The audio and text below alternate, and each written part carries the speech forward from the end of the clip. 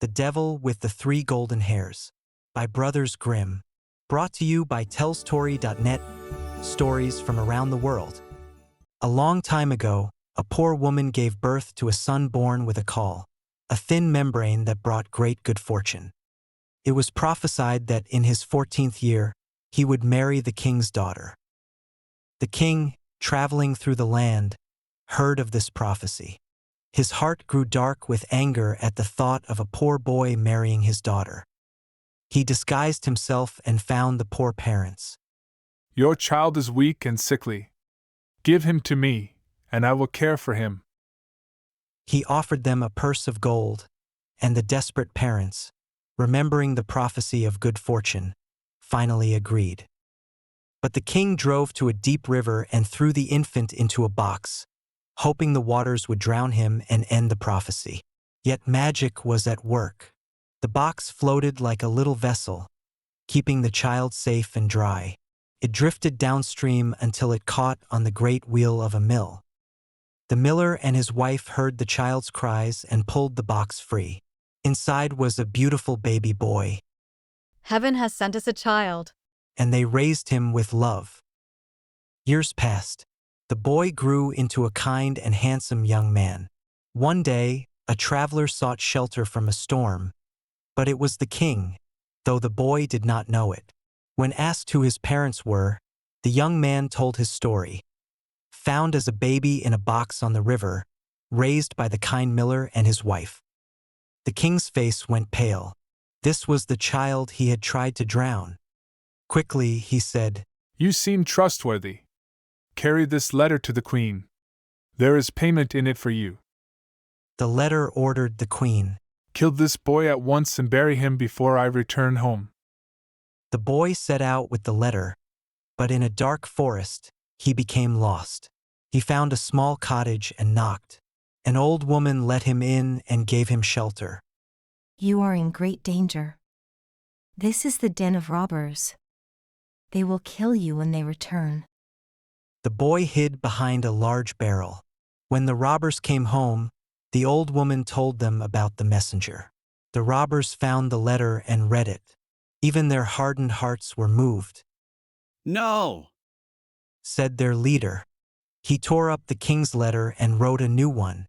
Marry this boy to the princess at once. The next morning, the old woman showed the boy the right path. He reached the palace, and the queen, reading the letter, believed it was the king's true command. She prepared a magnificent wedding. The princess was beautiful and kind, and she loved her new husband at once. They lived happily together. When the king returned and saw his plan had failed, he flew into a terrible rage.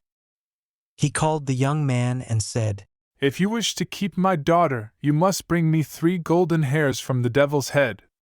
Only then will you prove yourself worthy. The king was certain this task would kill the boy, but the youth, blessed with good fortune, replied, I will bring them. He journeyed down a long and winding road.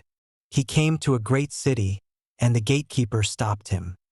Where are you going? To fetch 3 golden hairs from the devil's head. Then ask him this. Once our city had a fountain that flowed with wine. Now it gives no water at all. Why? The boy promised to ask. At another city, another gatekeeper asked, Our golden apple tree once gave us fruit. Now it grows no leaves at all. Why is this? Again, the boy promised to find the answer.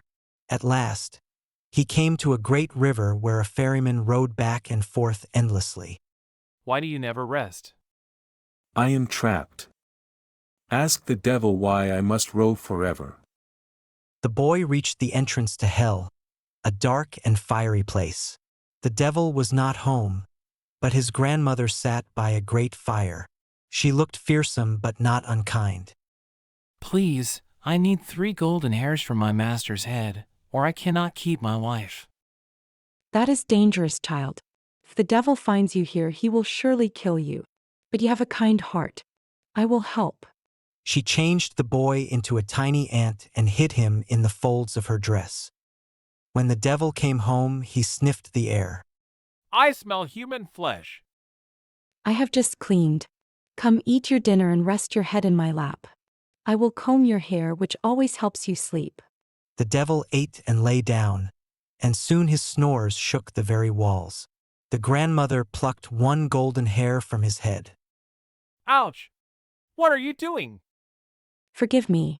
I had a troubling dream and pulled your hair by accident. I dreamed of a city with a fountain that once flowed with wine but now gives nothing. Why? Ha! A toad sits under a stone at the bottom. Kill the toad, and wine will flow again. He fell back asleep. The grandmother plucked the second golden hair. Ouch! Again? Another dream troubled me.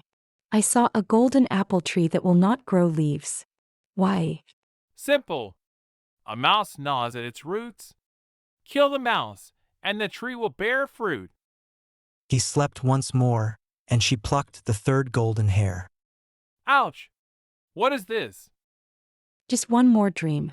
I saw a ferryman doomed to row across a river with no end to his labor. Why? The fool!